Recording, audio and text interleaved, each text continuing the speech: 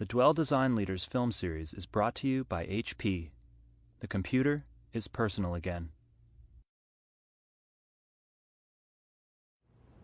Corten steel, black polished concrete, aluminum planters, Mexican feathergrass.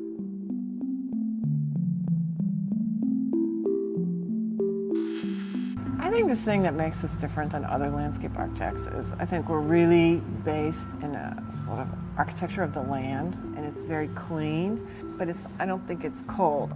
There's just enough there to be interesting, to have layers, to feel different in different seasons, but not feel overdone. We keep this part hidden because it's always a mess. This is our materials library. I've got stone, I've got steel, I've got wood, I've got concrete. My favorite material right now is Corten steel. I really love Corten steel. What it can do is it can provide grade changes, but with the thinnest of edges. So for me, it's more like being able to draw on the land rather than having this big, like heavy concrete or stone wall. So here, this is all done with a Corten edge. This, you don't even see that it looks very graphic. But then when you're in the space, that's actually holding up, 18 inches or 2 feet of soil. So I love that idea of that element of surprise, and that this edge here is actually one of these edges there, but it disappears. I love the fact that each place has its own spirit or essence that we can work with and enhance.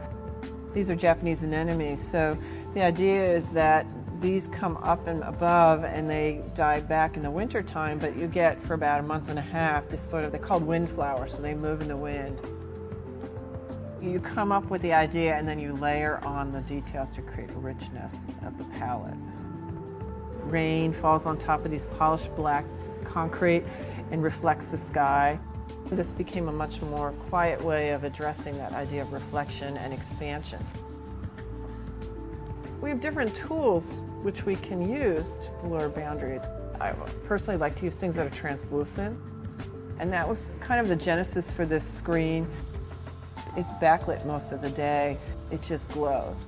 This sort of stacked up plane of these planters mimic the compression that you would see from hills sort of banked up against one another in the distance.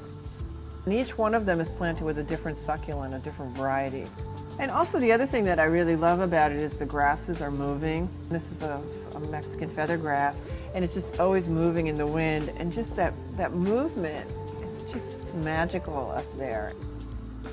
That little touch of nature in an urban environment just becomes so calming. And so if we can take that essence and sort of encapsulate it in these smaller spaces, then I think they really provide a great deal of comfort and solace. I mean, it is a growing system, and you can only control it to a certain degree. And after that, you just kind of have to let it go.